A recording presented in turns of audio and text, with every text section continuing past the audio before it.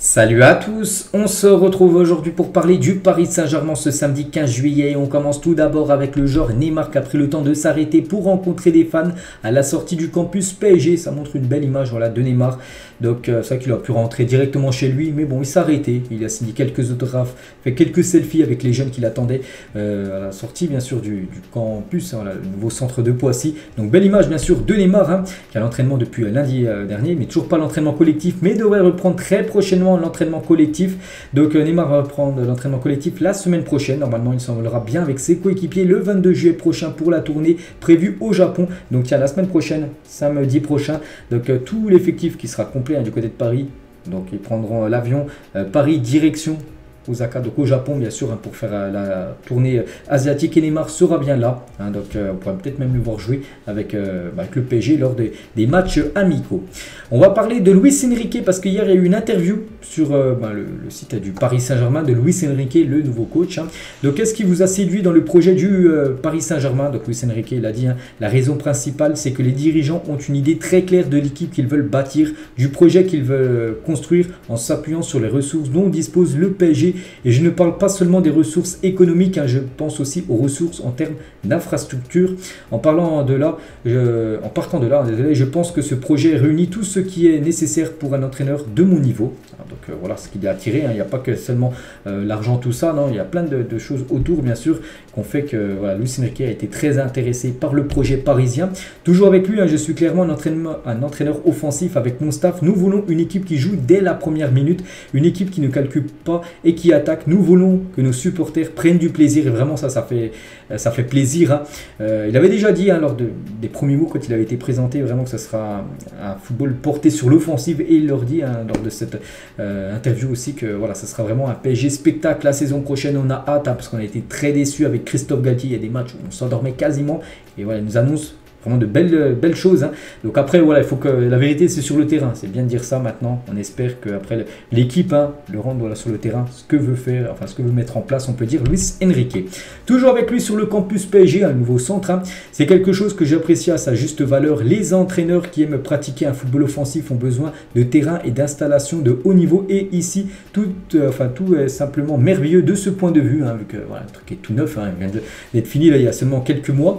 Peu de clubs dans le monde possèdent de telles installations, et je pense qu'elles sont à la hauteur de ce qu'est le Paris Saint-Germain, l'un des meilleurs clubs bien sûr au monde hein. Toujours avec Luis Enrique, un message pour les supporters: sachez que je veux vous rendre fiers, je veux donner le sentiment que votre équipe travaille, lutte, se bat, qu'elle joue bien au football, et surtout qu'elle joue chaque match pour obtenir des points sans jamais calculer. Voilà ce que je peux vous garantir en tant qu'entraîneur. Voilà, donc c'est ça qui nous flatte un petit peu hein, avec ces déclarations. Vraiment on a hâte, enfin moi particulièrement j'ai vraiment hâte de voir le PSG déjà en match amicaux, mais surtout en championnat et surtout en Ligue des Champions. C'est là vraiment où le PSG est très attendu. Donc voilà, en espérant vraiment que ça soit une saison où, que l'entraîneur montre vraiment de belles choses, et surtout on espère que si ça se passe bien, qui reste longtemps hein, du côté de Paris, même si c'est une élimination, on va dire, je sais pas, en 8e quart, Ligue des Champions, je vous parle, il ne soit pas viré au bout d'un an. Il faut vraiment avoir un projet d'un entraîneur sur le long terme. Et je pense avec Luis Enrique, hein, je pense que vraiment il y a moyen de faire quelque chose. Après, peut-être je m'emballe hein, parce que voilà, il n'y a pas eu encore de match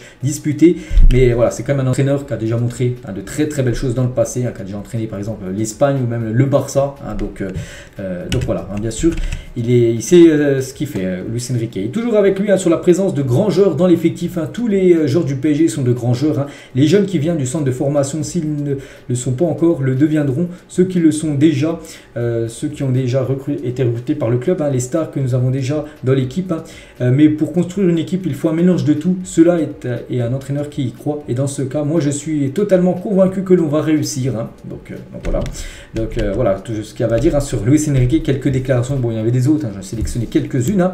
Et lors de ces entraînements, donc après chaque frappe manquée à l'entraînement, les joueurs seront désormais invités à aller chercher leur ballon. Cette nouvelle mesure a été mise en place par Luis Enrique parce que bon, je sais pas comment ça se passait avant, mais peut-être voilà, quand des joueurs tiraient hors cadre, hein, c'était peut-être les entraîneurs ou le staff hein, qui envoyait le ballon pour les joueurs. Maintenant, ça sera aux joueurs d'aller chercher les ballons. Tu tires hors cadre, ben voilà, tu vas chercher ton ballon derrière les buts. Hein. Voilà, c'est peut-être un petit, mais peut-être avec ça, les gars, plein de nouveautés, ben, ça peut peut-être changer quelque chose, on va dire, pour le PSG dans le futur.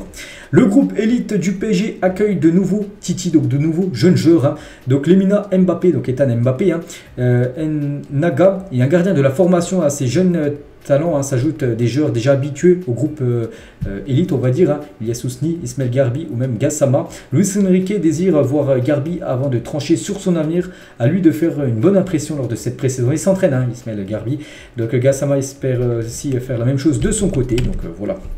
Concernant les jeunes, n'oubliez pas qu'ils misent énormément sur la jeunesse. C'est vrai que ces joueurs-là ont beaucoup de chance peut-être d'être avec l'équipe première la saison prochaine.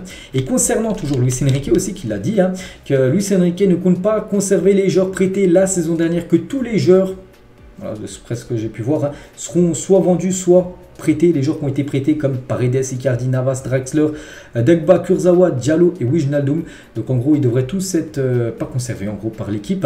Hugo Ekitike fait aussi partie des joueurs sur le départ, on en parlera tout à l'heure de Hugo Ekitike. Donc voilà, concernant les joueurs prêtés, aucun est dans les plans de Luis Enrique. Et en parlant de joueurs voilà, qui devraient quitter le club, comme Keylor Navas, lui dans le viseur de Fenerbahçe, le PSG sera disposé à le vendre. Voilà. Le gardien Keylor Navas. Concernant Paredes, voilà, beaucoup annoncé du côté du Galatasaray, mais c'est bien aussi la Lazio de Rome qui est fortement intéressé. La Lazio voudrait trouver un accord avec l'Argentin avant de négocier avec le Paris Saint-Germain, voilà, concernant Paredes. Concernant un joueur qui pourrait peut-être lui faire son retour, c'est Xavi Simons. Le PSG est devenu une piste sérieuse pour Xavi Simons. Le PSV Eindhoven a tout fait pour le prolonger, mais il n'y a pas eu de oui du néerlandais.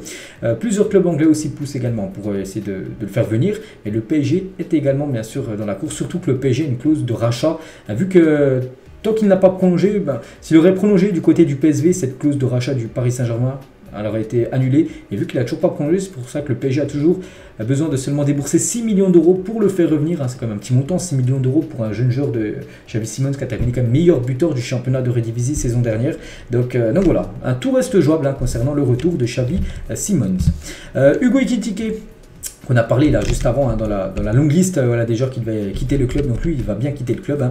Donc il a été placé sur la liste des transferts cet été. Le PSG espère récupérer 20 millions d'euros pour le joueur qui a eu énormément de mal cette saison. Le Paris Saint-Germain s'est positionné sur le dossier Yacine Bounou et a entamé des discussions avec le joueur. Le prix pourrait se situer autour de 15 millions d'euros pour s'offrir le gardien marocain. C'est le gardien du FC Séville qui pourrait être la doublure de Donnarumma saison prochaine. Donc Bounou, une bonne idée pour être le numéro 2 du PSG, oui ou non? Bien sûr, oui, pour être la doublure. Voilà, la plupart des supporters sur Média Parisien, 3 supporters sur 4 du PSG ont mis oui, ce serait bien sûr une très bonne doublure pour remplacer en gros Sergio Rico. Bon, pas Navas, parce que Navas de toute façon ne sera pas conservé, c'est plutôt Rico, vu que Rico on sait ce qui lui est arrivé. Donc il faut trouver bien sûr une doublure et ça pourrait être pourquoi pas Yacine Bounou. Après voilà, si vraiment il est bon, il peut peut-être y avoir une concurrence après pour savoir qui sera le numéro 1 entre lui et bien sûr Donnarumma. Donc voilà. On va parler aussi d'Harry Kane et pour info, d'après PSG Community, des contacts existent bien entre le PSG et la Juve pour Dusan Vlahovic, ça on le sait, mais il s'agit uniquement d'un plan de secours plan C, voire D. D'après PSG Community, ils disent vraiment que c'est pas la priorité Vlahovic, la priorité c'est bien lui, c'est bien Harry Kane. La priorité est toujours de recruter Harry Kane. Nasser travaille dessus et espère pouvoir offrir le joueur à Luis Enrique. C'est vrai que même moi les gars, vous me dites entre les deux joueurs, je préfère Harry Kane, mais on sait que Harry Kane c'est compliqué parce qu'il aurait une préférence plutôt pour le Bayern. Mais voilà, Vlahovic c'est vraiment le plan C. Vraiment si c'est pas jouable, voilà, il sera peut-être recruté, mais la priorité reste tout simplement le joueur Harry Kane. Et les autres choix, donc Harry Kane, Osimhen peut-être le plan B on va dire. Après il y a Colomoni, Ojlund aussi qui a nous surveillé aussi, bien, comme je le répète les gars, Vlahovic qui est peut-être on va dire l'option la plus crédible par rapport à ces 5 là. Concernant les départs, El Shaddai Bichabou, donc j'en ai déjà parlé, je crois que c'était hier ou avant-hier, donc voilà, ça va se faire. Fabrizio Romano l'a confirmé, ça devrait se faire certainement dans le week-end. Un contrat de 5 ans attend le jeune défenseur central français du côté de Leipzig. Donc le PSG devrait récupérer 15 millions d'euros dans l'opération. Concernant Warren Zaïre, le PSG désire fortement de prolonger le contrat du crack, bien sûr Warren. Pas encore de discussion, mais le club souhaite en faire un exemple de réussite au sein de son centre de formation. J'ai vu que Dortmund était intéressé et le PSG a refusé directement. Il est intransférable et pourrait même prolonger. Enfin, le PSG va lui proposer de prolonger. Il devrait certainement accepter, on espère. Donc voilà, en plus, ces derniers jours de vacances, parce qu'il est toujours en vacances, avec lui, il n'a pas été à la pré-saison, parce qu'il a encore quelques jours de vacances. Il revient après-demain, un lundi à 17, comme tout le reste de l'effectif. Donc on va parler de Léo Messi, ancien joueur du PSG, David Trezeguet, ancien très grand joueur de l'équipe de France, un tacle, le traitement des supporters français envers Léo Messi. La France n'a jamais compris Léo Messi. Il a donné plus d'impact à un championnat moins clinquant que peuvent l'être la PL, Serie A, Bundesliga ou même la Liga. Les Français n'ont pas apprécié son talent à sa juste valeur. Voilà ce que peut dire David Trezeguet certainement par rapport aux supporters français, peut-être supporters du PSG vu qu'il joue au Paris Saint-Germain par rapport à Léo Messi. Et on finit les gars cet épisode, on revient par exemple, par le gardien. Donc Donnarumma, Bounou, si vous étiez coach du PSG, quel serait votre gardien numéro 1? Parce que là on a parlé tout à l'heure, la question c'est gardien numéro 2, est-ce que pour ou contre? Donc oui, tout le monde était pour, mais pour vous, si vraiment il arrive à Bounou, pour vous qui doit être le gardien numéro 1? Donc moi je resterai quand même sur Donnarumma, entre les deux. Après, vous avez peut-être un autre point de vue par rapport à moi. Donc voilà, bien sûr, ce serait une immense bonne nouvelle d'accueillir Bounou en tant que doublure de Donnarumma saison prochaine. Donc voilà ce qu'il y a à dire aujourd'hui. J'espère que ça vous a plu. On se retrouve demain pour le prochain numéro. À demain.